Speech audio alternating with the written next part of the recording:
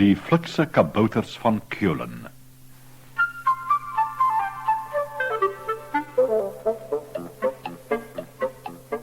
In die Duitse stad Keulen het daar in die ou dae 'n skoenmaker en sy vrou gewoon.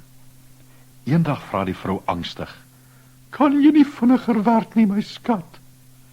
Die skoenmaker glimlag. "Ja, ek sou vinniger kon werk," sê hy.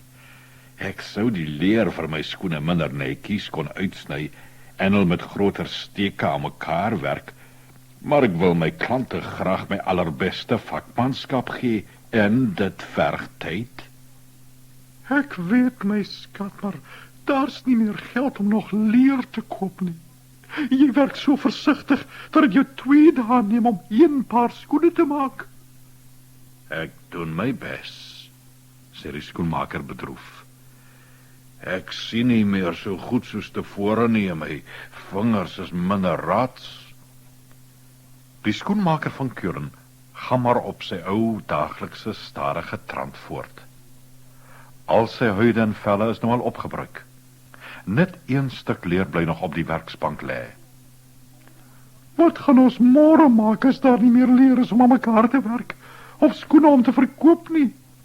vra sy vrou. Die skoenmaker glimlag.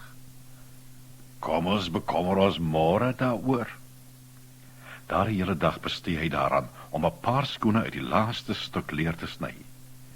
"Hierdie skoene gaan miskien die laaste wees wat ek ooit maak," dink hy. "Hulle moet my heel beste wees." Toe hy daardie aand gaan slaap, laat hy die uitgesnyde leer op sy werksbank lê. "Ek is jammer ons is so arm, skat," sê hy vir sy vrou toe hy in die bed klim. "Jy kan maar net jou bes doen," sê sy troostend. "Meer nie." Daardie oggend maak die skoenmaker sy bril skoon en ruig 'n stukkie riem deur sy naald om te begin werk. Maar 'n merkwaardige ding het gebeur. In die middel van die werksbank staan 'n klaar paar skoene. 'n Pragtige paar met blink gespes. Iemand het die skoene oornag vir hom gemaak. "Kyk net sulke vakmanskap," sê hy vir sy vrou. "En kyk die pragtige, fyn steekies. Wie kon dit gedoen het?" Die skoene is so uitmuntend gemaak dat die skoenmaker hulle vir 2 keer die gewone prys kan verkoop. Daardie dag koop hy 'n groot nuwe stuk leer en sny die vorms vir 2 paar skoene uit. Toe hy die aand gaan slaap, laat hy die uitgesnyde stukke leer op sy werksbank en gaan veel vroliker slaap as die vorige aand. Die volgende oggend staan 2 paar skoene op die werksbank, albei tot in die fynste besonderheid afgewerk. "Kyk die vakmanskap," sê die skoenmaker vir sy vrou.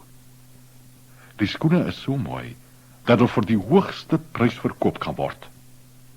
Hierdie keer koop die skoenmaker genoeg leer vir 4 paar skoene. En daardie nag werk die geheimsinnige besoekers al 4 pare aan mekaar. "Kyk net hoe pragtig," roep die klant uit. En hulle kom kilometers ver om die ou man se skoene te koop. Daar is lang, blink rylaarse vir die mans en pragtige fluweel dansskoentjies vir die dames. "Ons het genoeg leer vir 'n leeftyd," sê die skoenmaker sy gelukkige vrou. "En so baie mense kom hier skoene koop dat ons byna ryk is." Maar die skoenmaker het diep gedink. "Wil jy nie graag weet wie ons elke nag help nie? Dis tyd dat ons kyk." Een koue nag, kort voor Kersfees, laat die skoenmaker die uitgesnyde leervorms op sy werksbank. Toe kruip hy en sy vrou daar naby weg. Toe die klok middernag slaan, kruip 6 kaal kabouters uit die klok uit. Hulle klim op die werkbank en spring dadelik aan die werk. Ywerig naai en hamer hulle. Party ryg veters in, ander poleer die klaargemaakte skoene.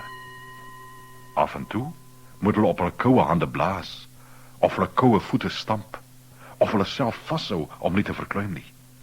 Hulle is blou van die koue en bibber vreeslik.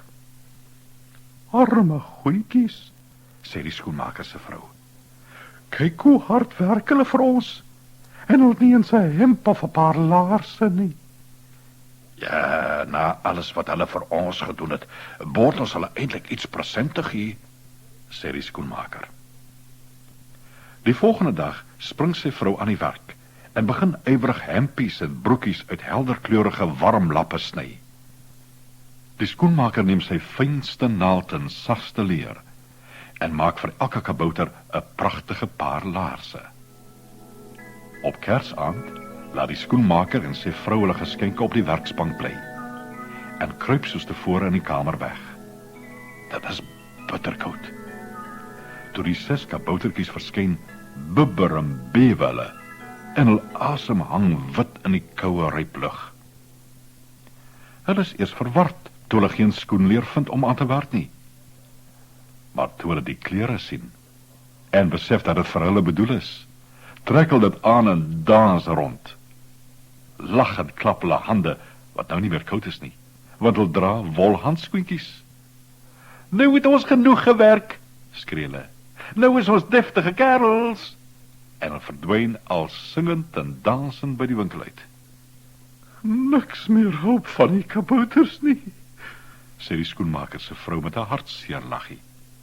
Hoe gaan jy nou maak, nou dat so baie mense hier skoene en laarse kom koop? Die skoenmaker glimlag.